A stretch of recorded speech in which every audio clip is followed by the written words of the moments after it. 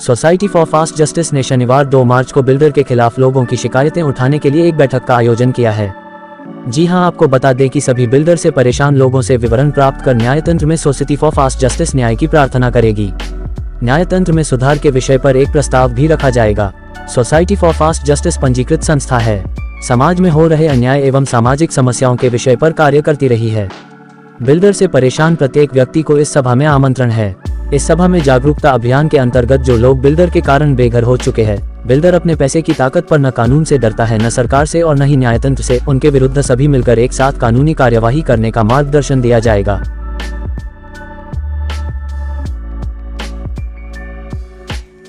न्याय समय पर ना मिले, इसीलिए ऐसे न्यायतंत्र की व्यवस्था की गई और उसका परिणाम ये हो गया कि उसी न्याय व्यवस्था को हमने स्वीकार कर लिया और परिणाम ये है कि 70 साल के बाद न्यायतंत्र में 4,75,00,000 केस का फैसला हुआ नहीं है। अब आप मुझे बताइए, मैं इसे न्यायतंत्र कहना पसंद नहीं करता। न्याय तो उसे कहते हैं और ये न्याय का सिद्धांत हम लोगों ने नहीं बनाया। न्याय का सिद्धांत विश्व में है और उसके मुख्य 3 तत्व हैं। न्याय के मुख्य 3 तत्वों को ध्यान में रखिए। पहला जो है वो ये है कि समय पर न्याय मिलना चाहिए। यानी अगर समय पर न्याय नहीं दिया गया तो हमारा देश के जज भी कहते हैं delayed justice is denied justice, देरी से दिया गया न्याय अन्याय के बराबर है। दूसरा होता है न्याय में सभी को न्याय मिलना चाहिए, चाहे गरीब हो या अमीर हो। ये हमारे देश में नहीं हो रहा। गरीब 6 से लेकर 12 साल तक आज बिना हियरिंग के कोर्ट जेल में सड़ रहे हैं और पैसे वाले रात के 12 बजे भी उनकी सुनवाई हो जाती है।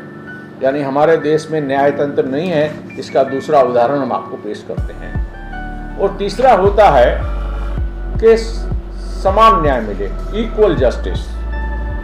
इक्वल जस्टिस में ये होता है कि एक गुनाह के लिए जो एक गरीब को सजा मिलती है, ऐसे गुनाह के लिए पैसे वालों को भी वही मिलना चाहिए।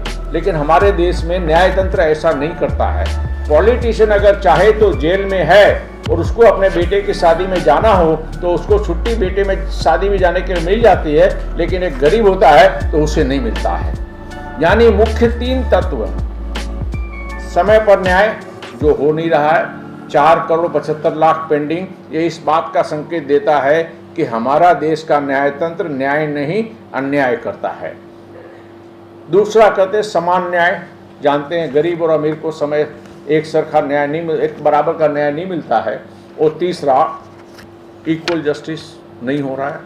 अब तीनों सिद्धांतों के विरुद्ध में कार्य हो रहा है। इसीलिए सोसाइटी फॉर फास्ट जस्टिस ने तय किया है कि इस न्यायतंत्र में मूलभूत परिवर्तन किया जाए।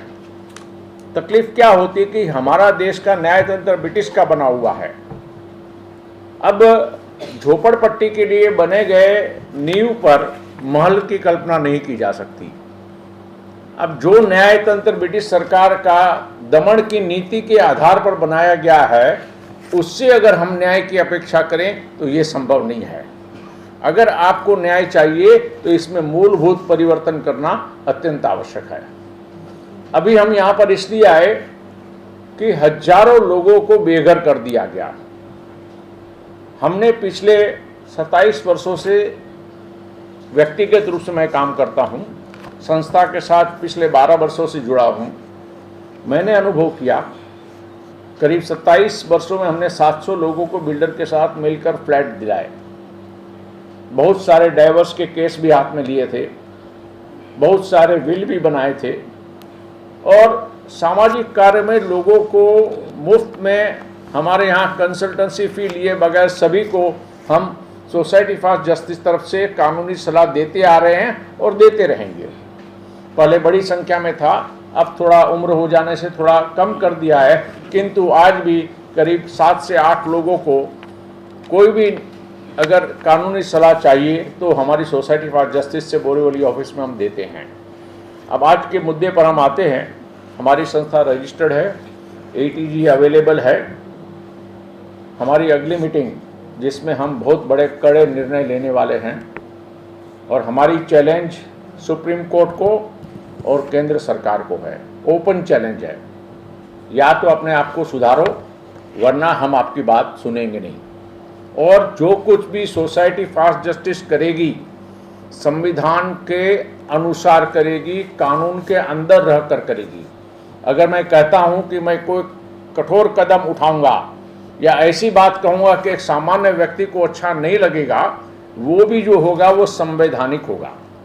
वो अपनी मर्जी से कोई ऐसा कार्य नहीं करना चाहता कि हमारे कानून के विरुद्ध में कार्य चले। अभी मैं अपने व्यक्तिगत बात करूं, मैं तो समाज का काम 27 साल से कर रहा हूं। अभी तक मैंने 15 पब्लिक इंटरेस्ट लिटिगेशन फाइल की है बॉम्बे हाई कोर्ट में। लेकिन हाई कोर्ट में जब भी जाएंगे ना, तो याद रखिएगा, आप कभी भी जीतते या हारते नहीं हैं। अगर आपका एडवोकेट ईमानदार है तो ही आप जीतोगे, वरना आप किसी संजोग में जीत नहीं सकते हैं। ये हमारे देश की हालत है। क्यों कि मैं हमेशा एडवोकेट को न्याय तंत्र का दलाल कहता हूं, और ये दलालों की वजह से ही हमारे देश में न्याय देरी से हो रहा है। अभी आप समझिए कि मैंने 15 PIL की, जो आप इंटरनेट पे देख सकते हैं, राजेंद्र जे ठक्कर और PIL लिखेंगे तो आपको सारी मेरी PIL की जानकारी आपको गूगल सर्च में मिल जाएगी।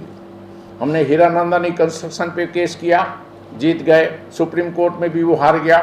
अब हीरानंदानी कंस्ट्रक्शन बहुत बड़ी कंपनी है, उसके पास बड़े बड़े एडवोकेट होते हैं, उसको भी करीब 4,500 करोड़ का नुकसान हुआ हमारी वजह से, लेकिन करना पड़ा। ऐसा ही केस हमने सेबी पर किया, security exchange board of India share market की सबसे बड़ी संस्था है, IRDA insurance regulatory authority of India, इन दोनों पे केस किया। आप नहीं मानेंगे, मुझे हियरिंग करनी नहीं पड़ी। मेरा लेटर जाने के बाद, पिटीशन जाने के बाद उन्होंने अपना ऑर्डर वापस ले लिया, लेकिन हमने केस चालू रखा कि भाई कोर्ट ऑर्डर दे कि तुम विड्रॉ करो। उन्होंने पहले ही विड्रॉ कर लिया। 156 बिल्डिंग के ऊपर केस किए थे, जिसके कारण कॉरिडोर का TDR बंद हो गया था। हमने लाल बाग में जो सभी मिले थी उनका भी केस किया था, जिसमें पब्लिक के लिए बहुत बड़ी जगह थी, लेकिन बाद में कानून बनाकर सिर्फ 17 एकड़ पब्लिक के लिए रखा, जबकि 100 से अधिक 171 एकड़ मेरे ख्याल से पब्लिक के लिए थी। किंतु कानून बनाकर, तो कहने का मतलब यह है कि सब चीज़ मुमकिन है, हम सबको मिलकर कार्य करना है, और इसमें आप सबका योगदान बहुत बड़ा रहेगा। अब मैं सीधे विषय पर आपको समझाता हूँ कि आज का ये प्रेस कॉन्फ्रेंस का मुख्य उद्देश्य है कि भाड़े में रहने वाले घरों का तोड़ दिया गया। तोड़ देने के बाद ये तय किया गया था कि वो उनको भाड़ा मिले जब तक कि उसको पोजीशन नहीं मिलता। लेकिन देखा ये जा रहा है कि उनके रूम तो तोड़ दिए जाते हैं, फिर चाहे SRA में हो, महाडा में हो, चाहे BMC की जगह हो या प्राइवेट जगह हो। और सवाल अगर 2-4-10 आदमी का होता तो बात अलग है। आज की तारीख में मेरे अंदाज से मुंबई शहर में कम से कम 20,000 से अधिक ऐसे लोग हैं जिनको बेघर कर दिया गया है। सबसे बड़ी समस्या तो ये है। तो ये काम सरकार का होता है। हाई कोर्ट का ऑर्डर आया, मैं समझता हूँ अक्टूबर में, बहुत ही अच्छा भाड़े के लिए ऑर्डर आया। क्या लिखा, क्या बोला, गोरेगांव के एक एसोसिएशन ने किया था, ऑर्डर बहुत अच्छा था। ऑर्डर में लिखा है कि अगर आप कोई भी चीज़, किसी का घर डिमोलिश करते हैं तो आपको उसको 3 साल के अंदर घर देना है, दूसरा उनको भाड़ा देना है, तीसरा अगर आप नहीं कर सकते हैं, मान लीजिए तोड़ दिया गया या आप तोड़ना चाहते हैं C1 कैटेगरी में, तो कम से कम अल्टरनेट व्यवस्था की जाए कि आप उसको भाड़ा कब तक देंगे, जब तक आपको पोजीशन नहीं मिलता। लेकिन हमारे देश में कोर्ट के ऑर्डर का पालन होता ही नहीं है। इतना ही नहीं, सुप्रीम कोर्ट स्वयं, मैं सुप्रीम कोर्ट के जजों को चैलेंज देता हूं कि वे स्वयं अपने आदेश का पालन नहीं करते। देखिए भाई साहब, इस देश में अन्ना जी ने आंदोलन किया, कुछ हुआ। जयप्रकाश नारायण जी ने आंदोलन किया, कुछ हुआ। देखिए, इस देश के जितने भी पॉलिटिशियन हैं ना, वो गेंडे की चमड़ी की हैं। इनको कौन सी दवा लगती है मुझे अच्छी तरह मालूम है। और मैं धन्यवाद देता हूँ उस एडवोकेट को, सुमेधा राव, जिन्होंने मेरी 15 पब्लिक इंटरेस्ट लिटिगेशन की, कभी उन्होंने मेरे से 1 रुपया नहीं लिया और 15 का 15 पिटीशन में जीता हूँ। एक भी ऐसा प्रेयर नहीं है कि कोर्ट ने, जज ने कभी ये कहा हो कि ये प्रेयर एक्सेप्ट नहीं करेंगे, क्योंकि हम प्रेयर वही करते थे जो हमारा अधिकार था, जो कानून के अंदर हमारा अधिकार है। और मैं अगर कड़े कदम उठाऊंगा, अयोग्य कार्य करूंगा 2 मार्च के बाद, तो वो भी संवैधानिक होगा, उसको याद रखिएगा। आप एक बात सुन लीजिए भाई साहब, हमें जो कुछ भी करना है संविधान के अंदर रह के करना है। और अभी तो बातचीत का दौर है, जब शांति के सारे द्वार बंद हो जाएंगे, युद्ध करेंगे और आप सब भी हमारे साथ जुड़ेंगे, इसका मुझे पूरा विश्वास है। यही आप जो कर रहे हैं ना, सिर्फ ये समस्या नहीं, समस्याएं बहुत है उसी। और ये सब इन्होंने ओपन इसलिए रखा है कि बिल्डर के साथ मिले हुए हैं, एडिशनल एफएसआई उसको मिलेगी तो पॉलिटिशियन को उसमें हिस्सा मिलेगा। देखिए, मैंने चंडाल चौकड़ी का नाम लिख के सुप्रीम कोर्ट को भेजा है कि ये चंडाल चौकड़ी अन्याय कर रही है। इसमें जज का नाम पहले लिखा है कि 4 चंडाल चौकड़ी में एक जज है, एक पॉलिटिशियन है, तीसरा बिल्डर है और चौथा सरकारी अधिकारी है। ये 4 लोग मिलके पूरे पब्लिक को आज की तारीख में लूट रहे हैं। और इसमें मैंने आपको बहुत सारी बातें नहीं बताई। हमारे पास दुर्ग शरद पवार जी का जगह है ना, वहां से कुछ लोग आए थे कि राजू भाई हमको जमीन बेची है, हम लोग 1260 आदमी है, मुझे मेल आया है कि जमीन जो बेची है सबसे 4 लाख 5 लाख रुपया ले लिया है, लेकिन वो जमीन है ही नहीं। आप मुझे बताइए, इस देश के अंदर 3 तरह के हैं। एक है अलॉटमेंट लेटर, मुंबई में लोगों का पैसा लिया, सिर्फ अलॉटमेंट लेटर दिया, अब अलॉटमेंट लेटर का कोई वैल्यू नहीं रहा। कुछ लोगों के साथ 100 रुपए के स्टैंप पेपर पे नोटराइज करा दिया, खरीदने वाला समझता है नोटराइज किया हुआ स्टैंप पेपर को एग्रीमेंट, जबकि वो एग्रीमेंट नहीं होता है। एग्रीमेंट तो जो रजिस्टर, इस तरह से इस देश के एडवोकेट और बिल्डर ने मिलकर काफी लोगों को लूटा है। और अभी हमारी एक बहन ये बोलने वाले थे भाई साहब, हमने बोरीवली का एक केस लड़ा, एक बहन अकेली रहती थी, अब उसकी हालत इतनी खराब हो गई क्योंकि भाड़ा देना बंद कर दिया। अब 60 साल की औरत क्या करेगी, अल्टीमेटली पागल हो गई और अभी 10 दिन पहले गुजर गई। अब उसका फ्लैट का आगे पीछे कोई नहीं है।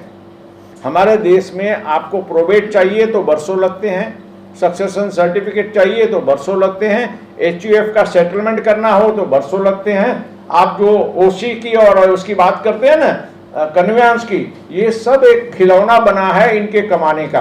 अब इसको हम धीरे धीरे सोसाइटी फॉर फास्ट जस्टिस लेगी। पहले तो मैं आप सबसे हाथ जोड़कर विनंती करता हूं कि जो 50,000 लोगों को घर से बेघर किया है, उनकी आप लोग मदद कीजिए और उनके लिए अधिक से अधिक स्प्रेड कीजिए और सभी को 2 मार्च को मीटिंग में आने के लिए कीजिए। क्यों? इसका कारण एक बता दूं। पहला कारण ये है कि हमारी संस्था सुप्रीम कोर्ट के ऊपर केस कर रही है।